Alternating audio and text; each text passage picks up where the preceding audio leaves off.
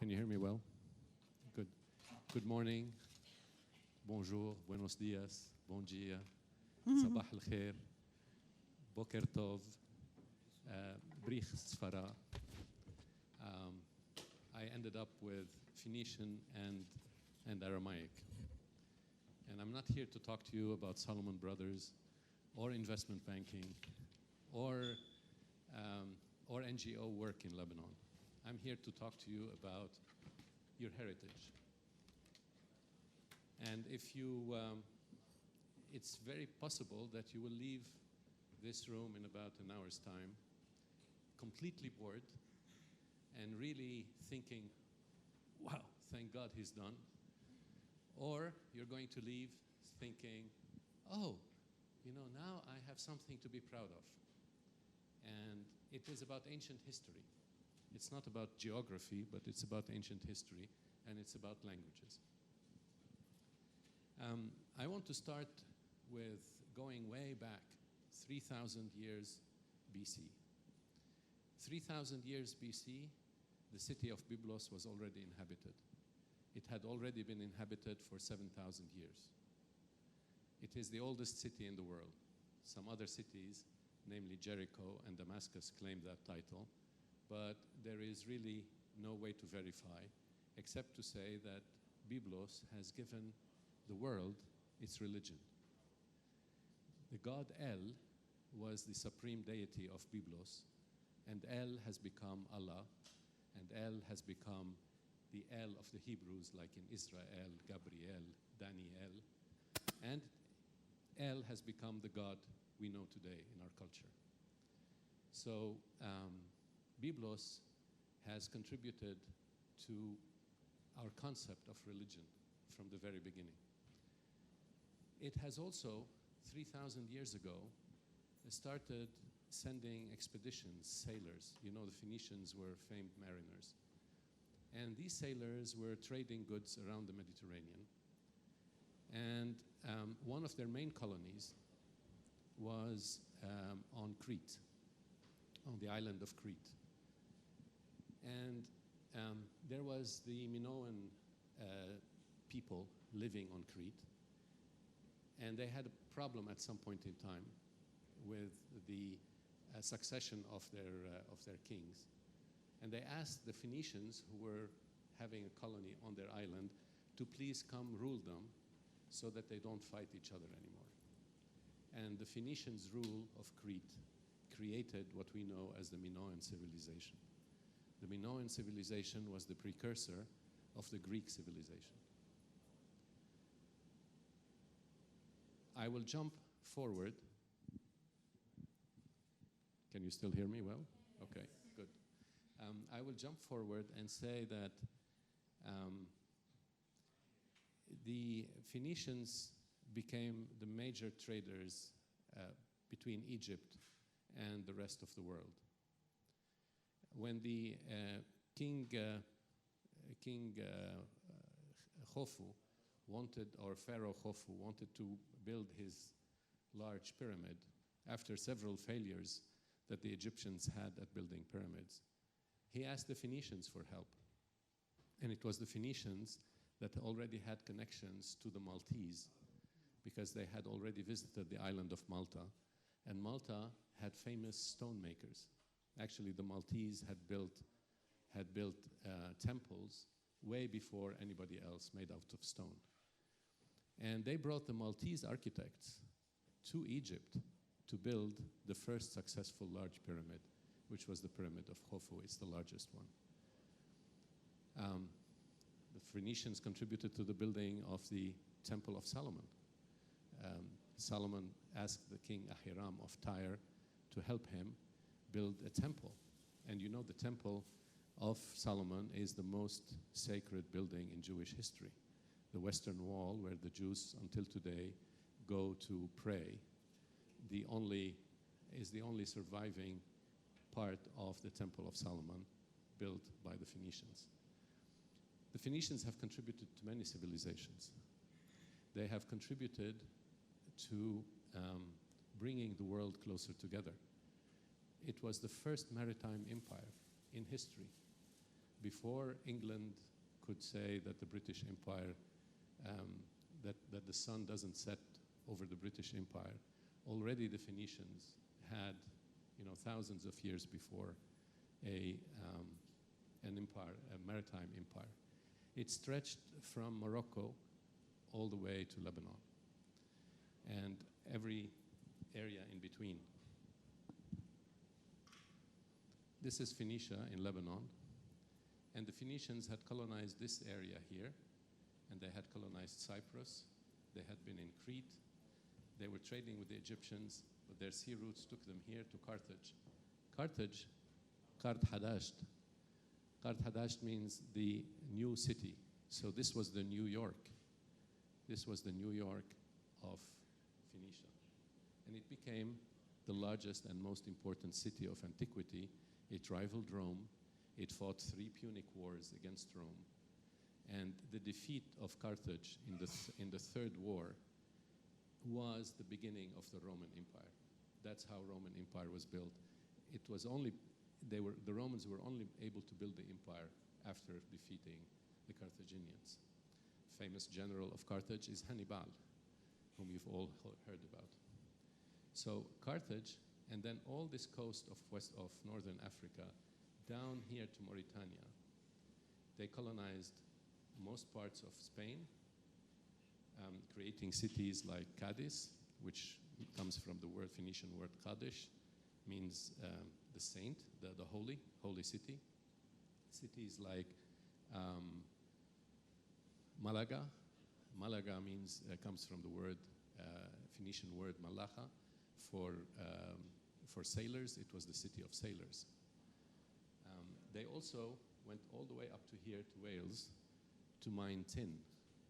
They were bringing the tin from Wales in order to mix it with the copper that they were getting in Cyprus. Kupros, Cyprus means copper. So they were getting the copper from Cyprus, they were getting the tin from Wales, and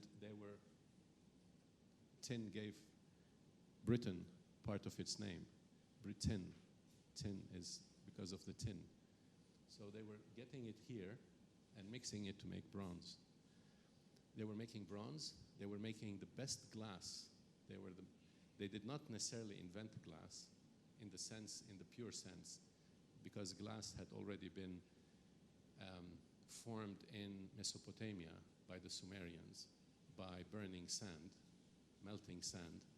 But the Phoenicians were able to develop glass to the point that it could be transparent. It was not transparent before. So they were able to start making vases and other plates and other things made out of glass. Another major achievement for the Phoenicians. The color purple. Clothes used to be of uniform color, because if you made clothes out of cotton or wool, actually cotton did not exist, sorry. If you made clothes out of linen or wool, they were of a uniform color. They were always off-white or brown or something like that, very boring. Until the color purple came about, and it was like something between what we call purple today and what we call red. And that color was permanent. And all of a sudden, it became the most important material that was used for kings. That's why kings, even Roman emperors, had a red sort of scarf. Because that, if you could wear purple, you were royalty, you could afford purple. The Phoenicians traded wine. Lebanon is the second most important area for wine in the world after Iran. Iran was where wine was invented, northern Iran specifically. That's why we have the wines Shiraz, which have become very famous around the world. But also Lebanon, was a major area for wine cultivation and for grape cultivations, and the Phoenicians were the major traders of wine. Then they spread the culture of wine throughout the Mediterranean. And that's why most Mediterranean countries today drink wine. Important also for the Phoenicians was the trading of salt. And most people don't know that. They don't know that salt was one of the major commodities that Phoenicians traded. Salt? Yeah, because you cannot live without salt. If you don't get your daily intake of sodium, you will die actually over a period of time. So salt was very important to all civilizations, and most people were not able to get salt if they did not live near the sea, because they were not mining salt as yet. There were salt stones, they would lick the stones, but they couldn't really make salt. And the Phoenicians started having major areas where they were making sea salt and then trading it with the interior of the countries they were trading with. I'm telling you all these things about the Phoenicians because they're an amazing civilization, and because they were one of 3 civilizations that gave us our language today. What we speak in Lebanon today, Lebanese, and I'm not talking about Hi Kifak Sava, mixing it with French and English. I'm talking about like the Arabic that we speak in Lebanon, or what we call Arabic, which is really Lebanese. It's a mixture of 3 languages: Phoenician, Aramaic, and Arabic. And there are many civilizations that passed through our land. We've had the Greeks, the Byzantines, the Egyptians, the Assyrians, the Romans, the Hittites, the Babylonians, the Crusaders, the Mamelukes, the Turks, the Arabs. Lebanon has been invaded about 13 times. And we've had 13 different empires rule this country. Actually, adding the Syrians of 1980s and 90s, I should add one more to that list. But the civilizations that most impacted us linguistically, and when I say linguistically, I mean from a civilization perspective, from developing our national identity. Because, again, like I said, the Romans had the largest school of law, the most important school of law in Beirut. But, okay, so Beirut was a center for education and learning. But, it did not affect necessarily our culture. Beirut, by the way, means the city of wells. Bir, in Lebanese, means well. Birat is the feminine plural of bir. And the Phoenicians, that's in Arabic, bi'rat.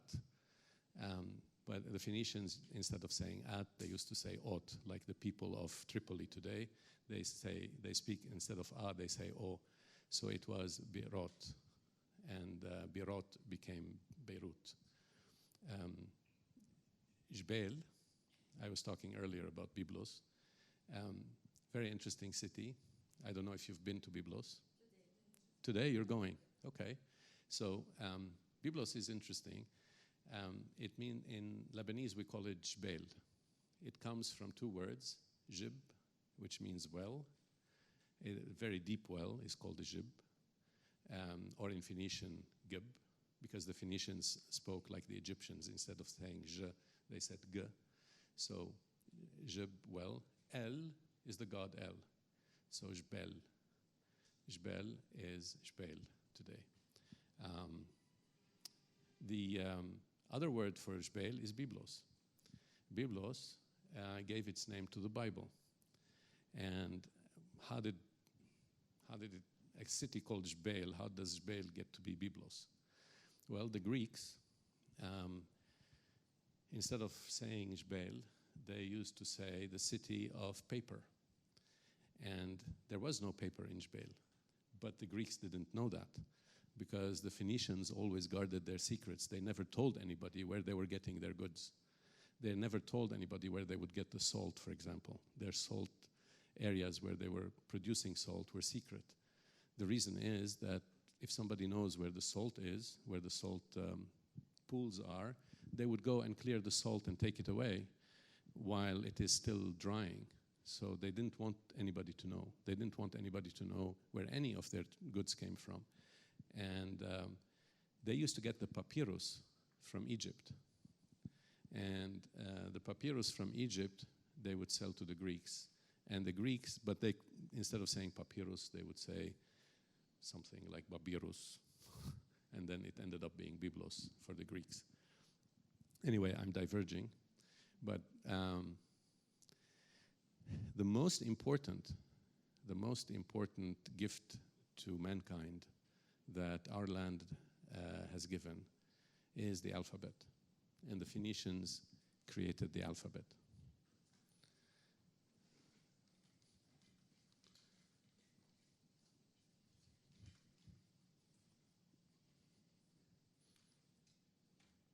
There were two writing systems in antiquity other than pictographic. Pictographic was when people would draw, if they wanted to say a bull, they would draw a bull. Then came hieroglyphic. And hieroglyphic, instead of drawing a bull, they would draw something like this. Actually, no. That was how they would draw a bull. But hieroglyphic was more something, simplified hieroglyphic was something like this. And this, in Egypt, in Mesopotamia, they were using cuneiform. And cuneiform writing looked like this.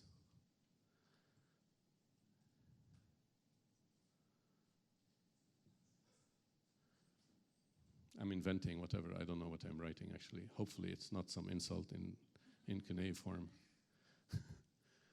But it was like this. They would actually take a clay tablet and with a reed, they would make these indentations in the clay tablet. And the indentations ended looking like nails. That's why they say cuneiform, like nails. These were, in Egypt, what they were showing in Egypt was closer to pictographic. It was the idea of a bull being drawn. What they were showing in Mesopotamia was syllabic. So they had transformed the word for, let's say, bull, although bull is one syllable, but they would produce this syllable. Actually, they wouldn't write bull. They might have written like bula if they were writing English, because they had to have two syllables. So bu-la. And they wrote syllables in this form. The Phoenicians came and said, why are we writing? It's nice to write simplified symbols like the Egyptians, instead of this very complicated things like that we need to use clay tablets for. You can't write on papyrus, with sticks. So they wanted to simplify this, and they came up with the alphabet. So instead of having a syllable, they would break down the syllable to its components. Instead of bu and la, they would say b, u, l. Here comes bull.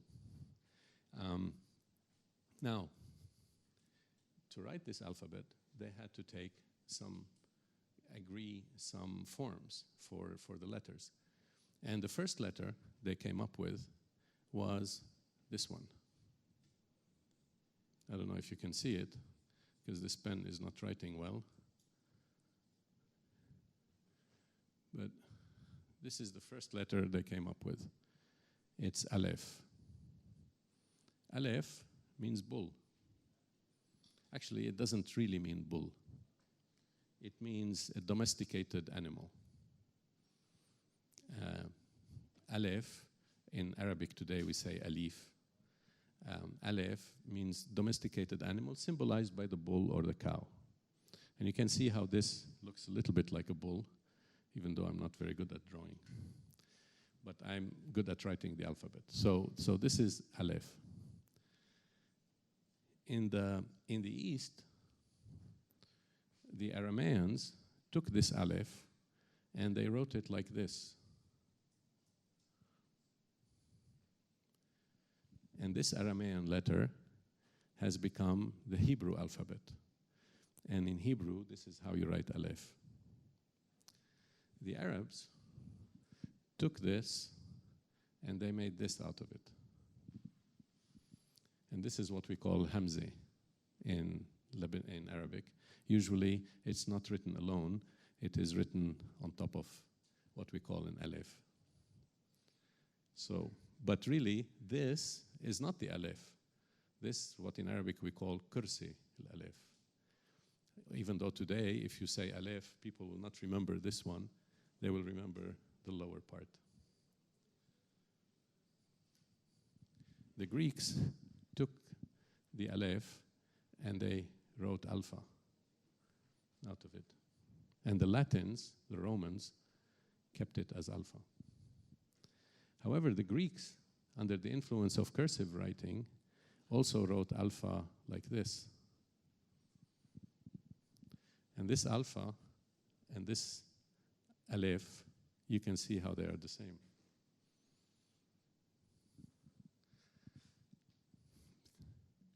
They then took this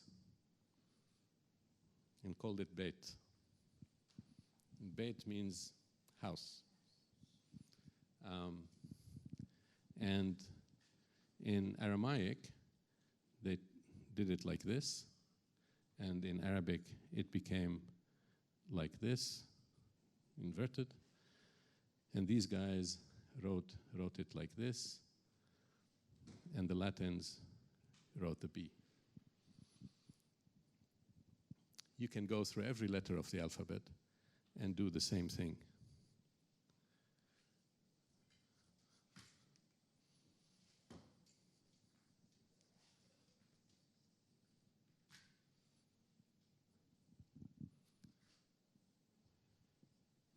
Aleph, domesticated animal. Bet, house. Gimel. Who knows what Gimel is? Gimel. Remember the Phoenicians used to say G instead of J. Camel. Camel. Camel. Camel. Jamal. Yeah. Exactly. Dalet.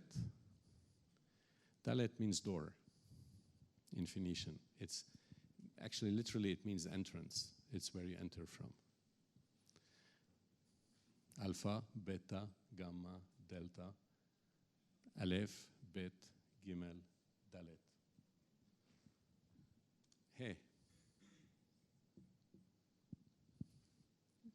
He became letter E, like epsilon, but he means woman. Here. Exactly. So you can see the hair, right? If you have to imagine it. Wow. U. It eventually became U in the Latin alphabet. U, wow, means you've all played with this thing that you slingshot? Yeah, that's wow. Zain. Zain, even though it looks like an I, but it's pronounced Z. Zain, and the Greeks eventually, by the way, ended up doing this to it, to write it quickly. That's how it became Z. The Arabs eventually wrote it like this. But Zain is a weapon. You have to imagine a dagger or something like that. Het, which gave the letter H. Het. Who knows what het is? Wall. Exactly, it's a fence. It's a wall.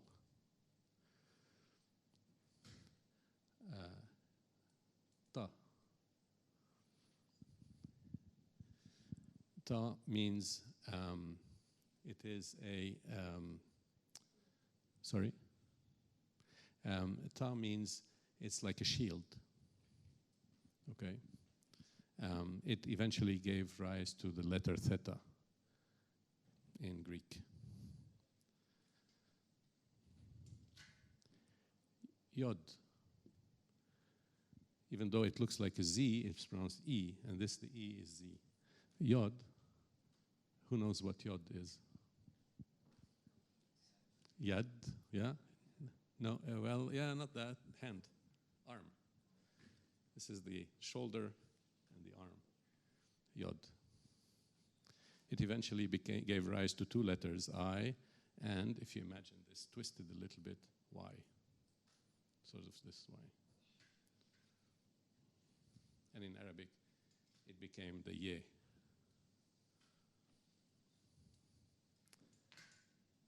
Kaf.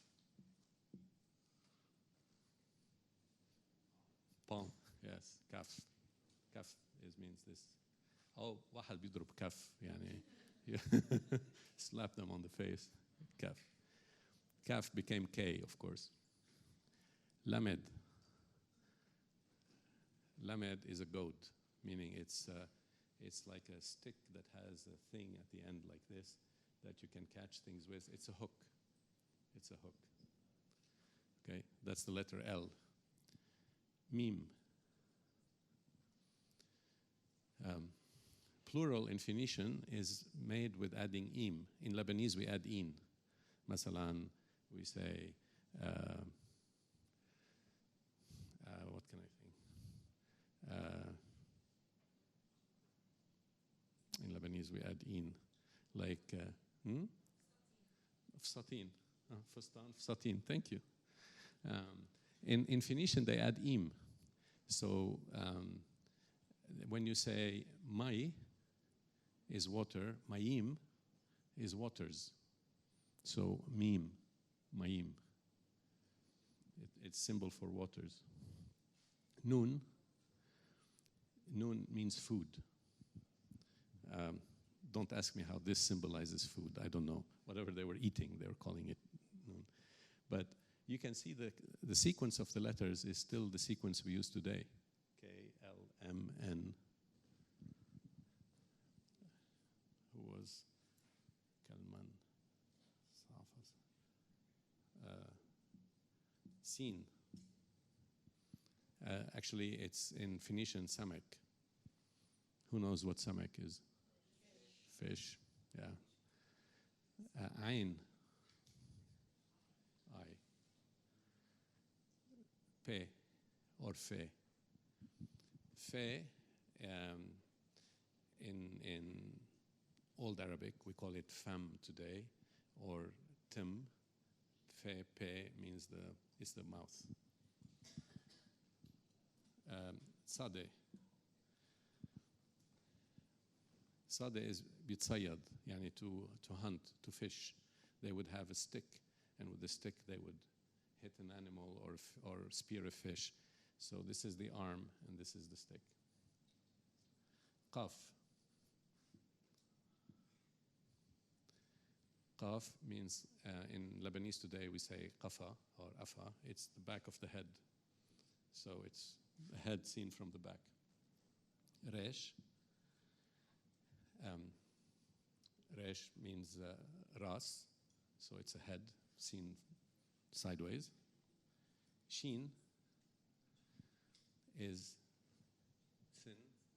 The Phoenicians used to say s, where the Arabic says sh, and where Arabic says sh, they say s.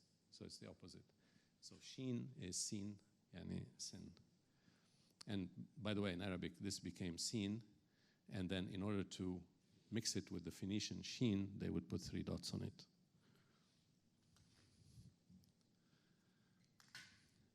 And the last letter was te. And te means sign. It's a sign.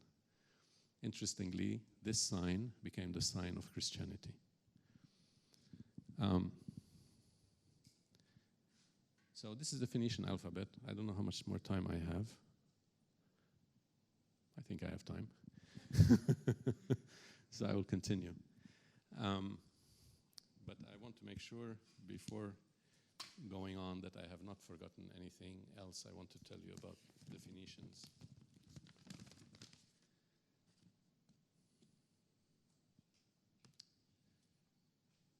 There's lots to tell you about the Phoenicians. I want to go back a little bit in time and say a few things I had forgotten to say. Maybe want to talk about the Canaanites. If you've read the Bible, you would know that the Canaanites are the evil ones. They're horrible. Why are they horrible? They have prostitution. Bad. They kill children. They sacrifice little kids. Bad. They steal and lie. Very bad. But was that really the truth? Modern research shows it was not the truth. It was only the truth from the Hebrews' perspective. What happened? The Hebrews, Abraniyin, Abar, mean to cross. They crossed the river Jordan into the land of Canaan. And they met these Canaanites. These Canaanites were city dwellers. So you have a bunch of Bedouins coming from the desert, going into these cities. What happens when rural people move into cities? Two things happen. The first thing that happens is they hate city people, because city people party and they're like loose and they have no morals and they don't abide by traditions, because of course when you're in a rural society, you know, your life is very structured and you live within the family and there's no anonymity like there is in the city. So, you know, you don't have freedom, and you go into the city and all of a sudden there's freedom and everybody's doing their thing, and so these people are bad. You know, they may have multiple partners, they may lie or cheat, which might be true, because if you have no social nothing that binds you to your fellow relative, you may try to take advantage of somebody. But the other thing that happens when rural people move into urban settings is they become very jealous. I'm sorry, they become very jealous. They want to be like city people. They hate them, but they want to be like them.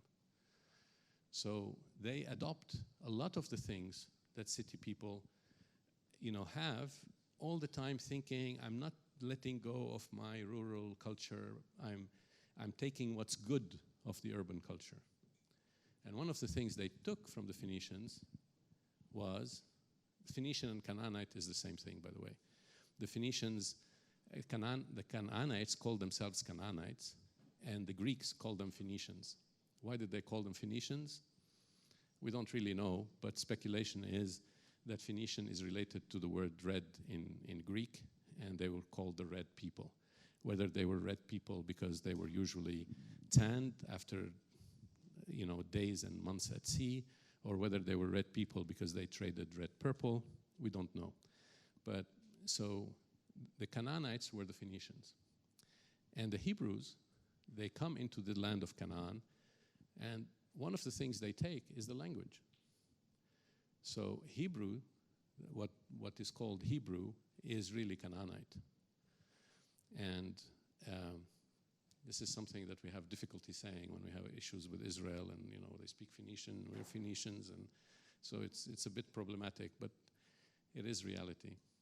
And the other thing they took was religion, as I had said earlier, the god El. And a lot of the traditions of the Bible, the stories that are told in the Old Testament, come to the Hebrews through the Phoenicians, because already the Phoenicians had taken a lot of those stories, like the flood and Adam and Eve, and those stories, they had taken them from the Sumerians and the Mesopotamians through the city of Ugarit. Ugarit was the northernmost Phoenician city, and Ugaritic is not written in alphabetical script. Ugaritic is written in cuneiform. So, because it was older. And so those stories, they got to Canaan through Ugarit, and they kept them the same.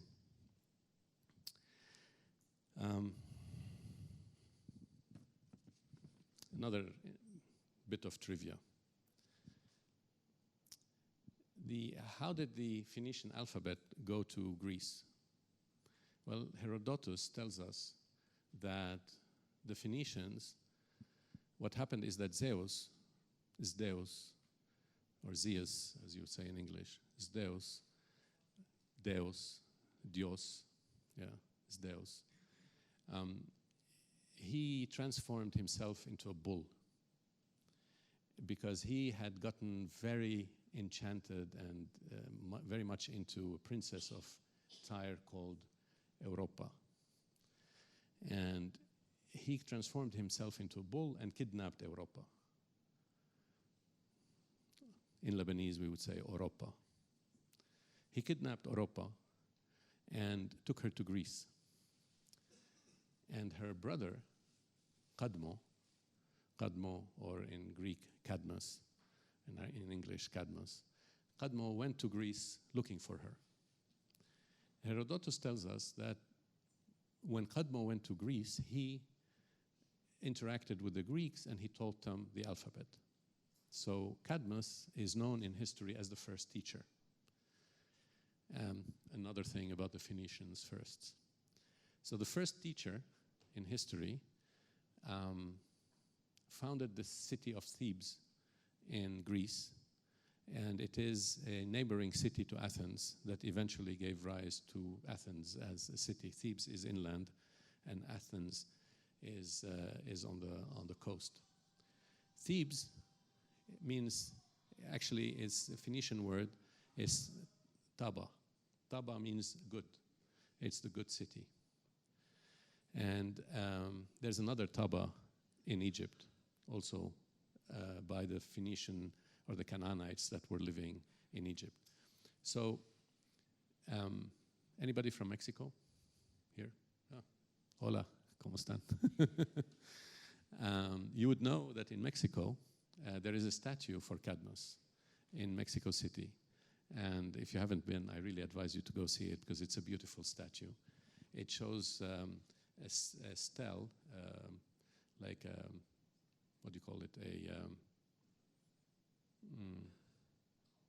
Sorry? A column, yeah, thank you. A column. But it's like pointed column. It's like the Egyptian style column. And on it is the Phoenician alphabet. Sorry? Obelix. Thank you. Thank you. Obelisk. Obelix is some, Astérix and Obélix, quelque chose d'autre. Obelisk. And on it is the Phoenician alphabet, and there is Cadmus standing and teaching the Phoenician alphabet to 4 children representing the other races. So you would have the American Indian, you would have the African, you'd have the Chinese, and you'd have the European representing the major races.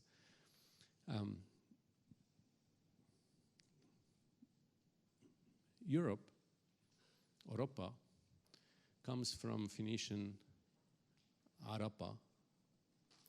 Arapa means the West.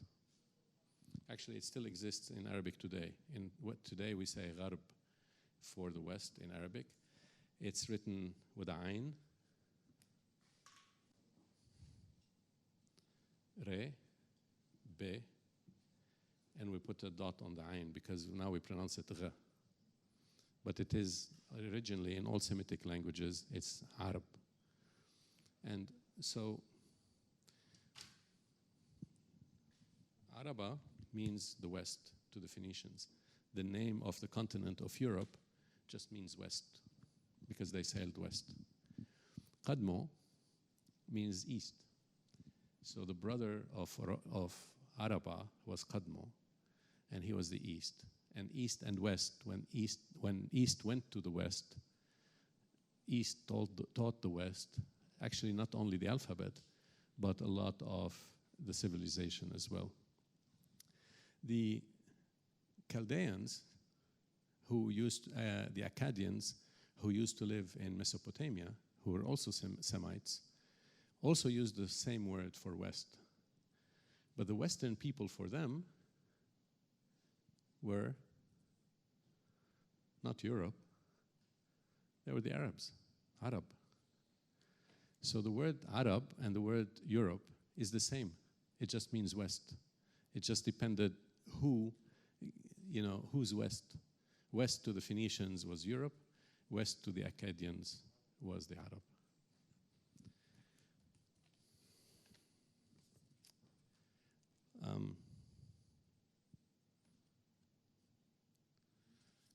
So that was one branch of our culture. The other branch is the Arameans. Canaan in Semitic means the low one, the one that is lying down or that's low. And Canaan means the people of the seaside. Aram means the high one. So the Arameans were the people of the mountain, of the inland. And the Arameans' main kingdom was, their main city was Damascus. And they spread their culture throughout the region because they were if you look at our region, you would see that you have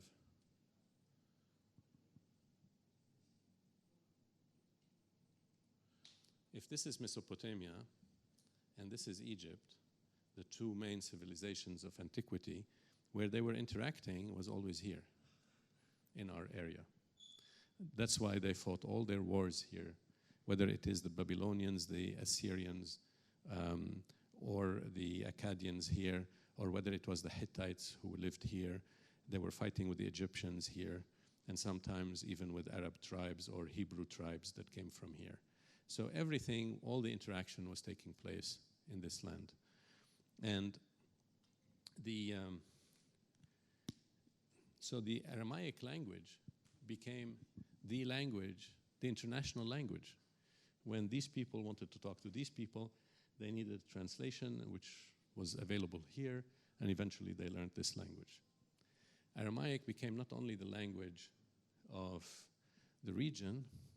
When the Hebrews were exiled to Babylon by Nebuchadnezzar, they came back to, so the Hebrews were exiled to Babylon by Nebuchadnezzar. And then centuries later, the Persian Empire invaded Babylon, and they freed the slaves, they freed the Hebrews, and they went back to Canaan, to Jerusalem, or what they call Israel. And they came back not speaking Hebrew anymore. They were speaking Aramaic by then, because Hebrew had become an extinct language. And so the language that Jesus spoke was, as you know, Aramaic. That's the language we still speak in church today. When you hear our prayers in Aramaic, we call it Syriac. What is the difference between Syriac and Aramaic? Anybody?